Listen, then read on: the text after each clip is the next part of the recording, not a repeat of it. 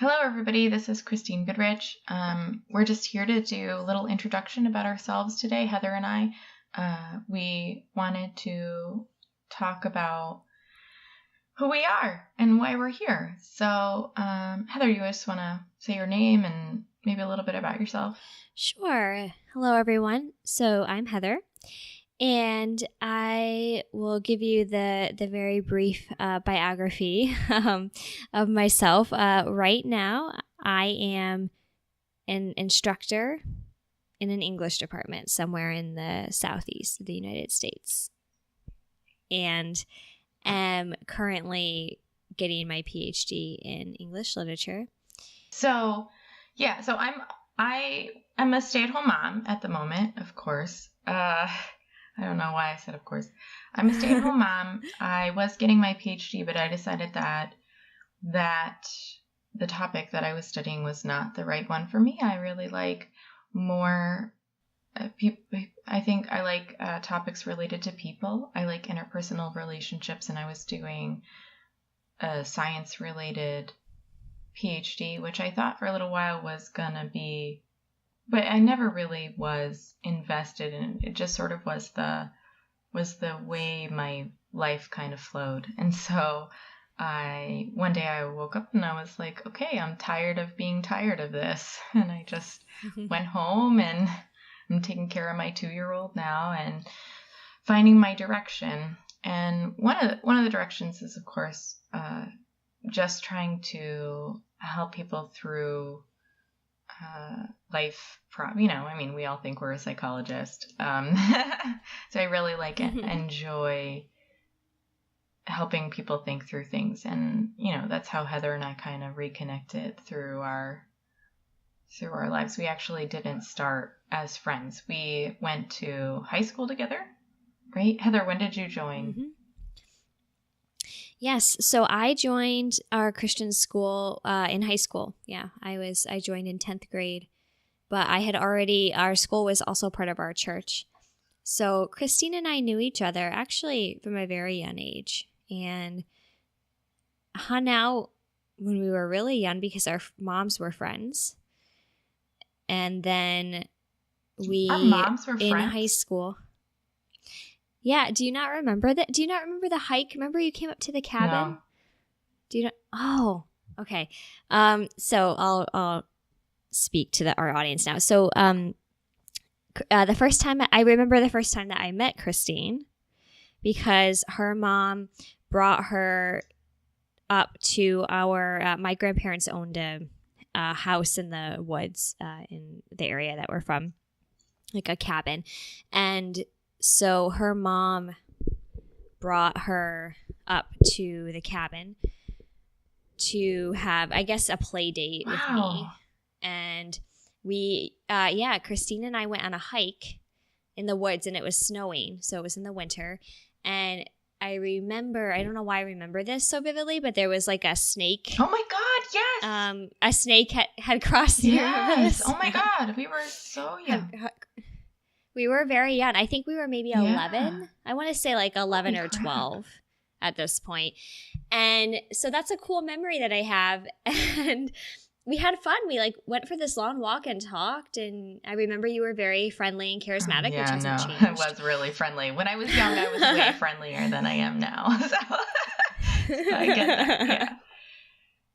That's fun. Yeah. So I have a really positive memory of that. And then in high school, we were friends. We just weren't super close friends for various reasons. She was older and with the quote unquote older crowd, which meant like people who were a grade above me. No, but anyway. I hung out with, but earlier I hung out with like older kids. Like I always hung out with older kids. Like sometimes I didn't. I remember there was this like experience that I had in high school where our friends were mad at me because I sat at the older kids' table. So it was really funny. But so I did kind of hang with I wouldn't call them the bad crowd, because I hung with a good crowd too. Our school was very small, and so it was really hard to not hang out with everyone. because you Right. really couldn't help it either way. We had, at one point, we had 40 kids in our school, and that is K through 12. Was K through 12. We have 40 kids. It was very small. Not that our proms were still fun because we invited people from other schools, secular and Christian. And so we had a lot of people and alumni who came back and would spend time with us. We actually had a really tight-knit community, and it was wonderful, but it was very small, very idealistic. I don't know if that's a word, but it's certainly, I remember everybody sort of thought the same and, had the same kind of goals and, future ideals. Yeah. Right. Right. Absolutely. And it's just interesting, any kind of difference, diversity, was sort of frowned on. It wasn't really frowned on. It was just not there. Yeah, it was just absent. It wasn't it was there. Very absent. Yeah. So, so that's how Heather and I met. And then after we grew up a little bit, Heather had moved away for a little while and then to another country, and then she came back and lived with us, with my roommate and I, for a summer. And I think that's where we started to reconnect, although it wasn't fully. We didn't become tight at that point. But that was after we visited you too. So which was also a big deal. Yeah, but so I lived with you guys before. Oh, maybe that's England. What happened. Oh, that makes more sense. Yeah. That makes a lot more sense. Okay. Now that I'm wait a second, how did that happen? Okay, I get it now. So she lived with us for a summer, and then we went to visit her in England. And then afterwards, when she got back, I think we just became sounding boards for each other after that, because I remember you in your job, in the job you didn't like, I don't remember what the category of it is, so I can't really describe it, but I remember you were really unhappy, and I remember you telling me you wanted to go into higher ed. And at the time I was in my PhD. And so, and I think from that point we really became tighter. And so, that was... Yes, that's essentially what happened. It's interesting, when I lived with you, the irony is that I was closer friends with Christine's roommate at this time than Christine. And so it happened as by accident, kind of, that I even ended up being her roommate for a summer. And, it's so funny when you have these moments. I'm sure our listeners have had these moments too, where I've had them with other people as well, where you have known someone for a while and then you suddenly notice them.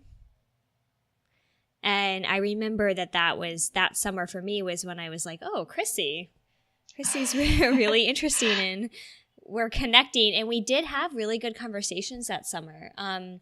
More than I had with the other friend of ours, in some ways. And not that we she's a different kind of support. Person. Definitely. She's not right. And she has a very different personality. She's definitely not a conversational support. She's she's emotionally there, and she's a really present friend. But in terms of conversational, Heather and I found ourselves more alike in that way. And so I think we sort of found each other that summer, which is really cool. I'm definitely really grateful for that. And it's so strange. It's true. You sort of go your whole lives without seeing someone, and then suddenly you're like, oh, I think actually it's funny because, and I just mention sort of how we came about the idea of the podcast, because, we're talking about, that's what we're doing. So we just started talking about not being Christians anymore. And it's funny, I've been with you through the whole process. And I wasn't really talking to Heather through my deconversion. But I've seen her go from feeling conflicted about her faith to feeling really grounded in not having faith. And it's been a really interesting it's been really cool. And so one of the things that I don't even know how we sort of rolled onto that subject, it was like, oh, I hate relationships, and oh, by the way, like, God's dead. You know? So it's like, oh, yeah, he is. That's great, Heather. No, I mean, I don't know. But you know what I mean. We sort of converged in that topic just from like our day-to-day conversations, and then it was like, yes. Oh, Heather, I mean, I remember us talking to each other and saying, wow, I really need this. I really need this conversation. I didn't realize that I was missing this person or this support group in my life. And I think that's sort of what made us do this podcast. Right. So, yeah. Right. And to piggyback off of that. So I also felt that way, that this was something I really was missing in my life. And for me, it was specifically because in the environment I'm in, most of my friends are not Christian, either ex-Christians or not, or were raised in a sort of secular household, because I'm in academia, right? And so just statistically, those demographics tend to skew more towards secularism. But I still found that I was missing the kind of the more, the deeper conversations about deconversion and the nuance that comes with deconverting. And what I mean by that is that, and Christine and I talked a lot about this, what we mean by, the nuance is that there is a sense of, there's a lot of mixed feelings when it comes to the deconversion process. And while deconverting is, we believe for us personally, ultimately better and liberating and empowering and beautiful and all these positive things, that there are things about it that are sad and challenging, and there's we experience a sense of loss.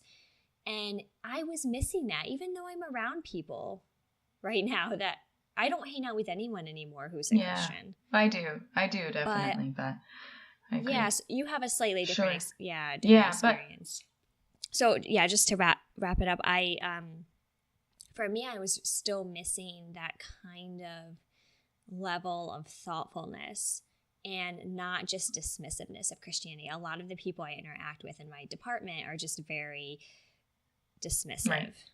And I didn't find that resonated. Right. And I think since I went through the deconversion process 11 years ago, that's a thing in my life. I'm more than 11 years old, which is good. I have a kid, so it's but 11 years, yeah. I have a lot of questions for Heather that I think I've been able to sort through that, but that maybe I posed to her that she's also sort of going through this process, although she's not a baby heathen anymore, right? You're not. I mean, it's been about 3 years.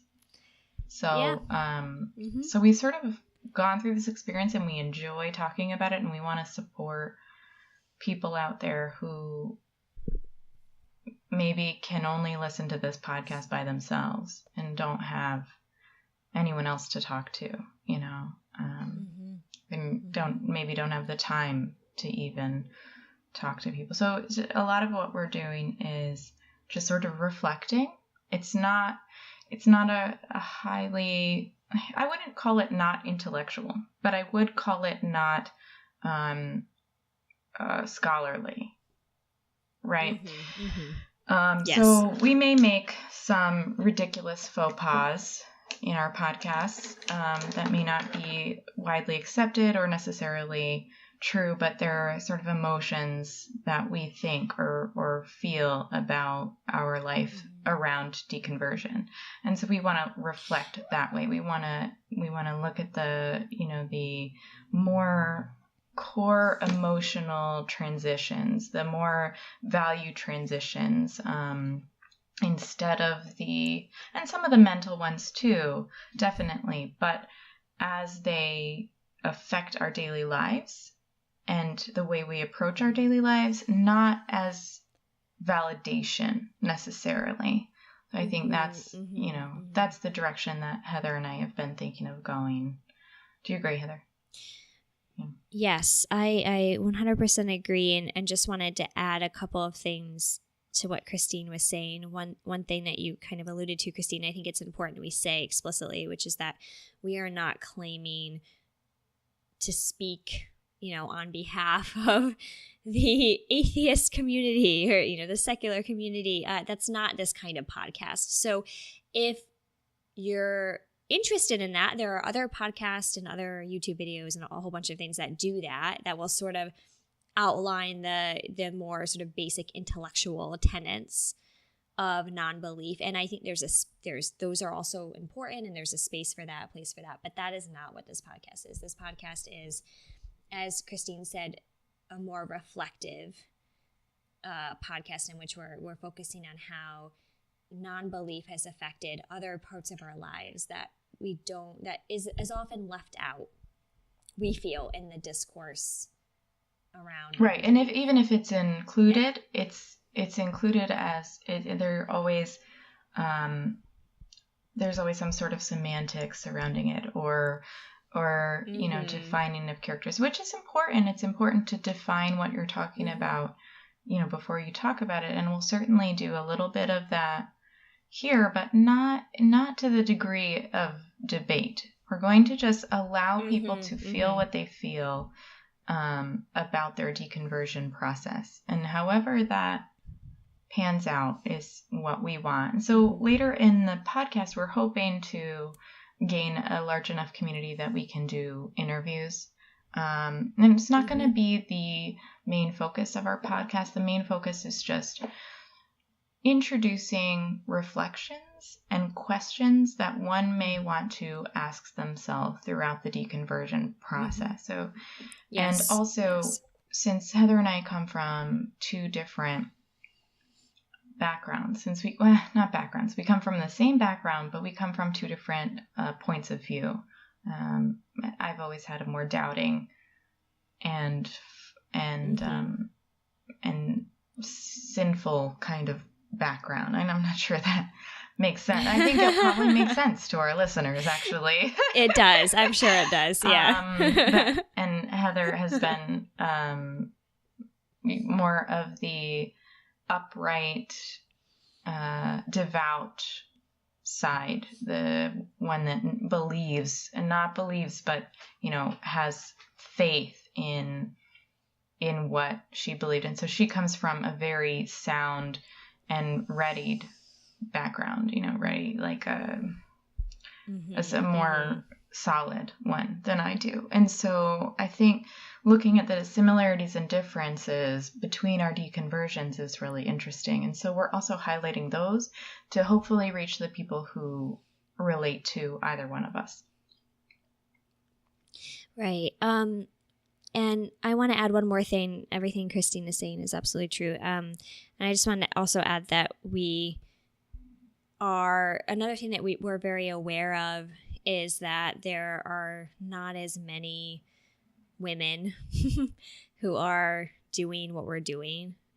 We've noticed, we've been interacting with the community of, other people who have deconverted, and it's been wonderful. They've been really supportive, really great. But we notice that predominantly it's men, and we think that we, in particular, not that only women should listen to this podcast, but we do think we offer a very unique and an important perspective. And actually, I was just interviewed last night by someone else who has a podcast on deconversion, and it was really interesting. I was really speaking my experiences. This person is male, and it's just interesting. My experiences our experiences were very similar in some ways, but then also very different in other ways, because there's so many complicated things involving gender, gender roles and things like that are also part of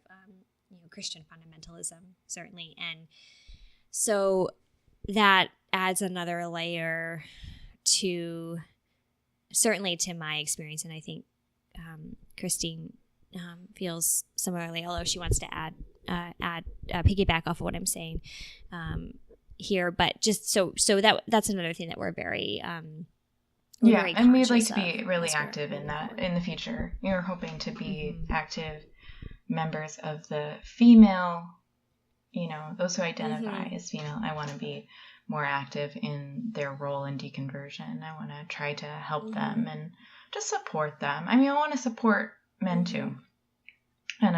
And people who don't identify either. I think all, genders should feel supported in Mm-hmm. this community. Mm-hmm. And I definitely want to be there, but because the community is predominantly, well, as far as we know, the community is predominantly male. Mm-hmm. We may be missing an entire sector out there. There may be women, but we just haven't found them. And so because of that, we want to create a space for a more gender neutral or gender just more feminist idea. And I don't mean feminist in the classical sense. I just mean feminine or idea.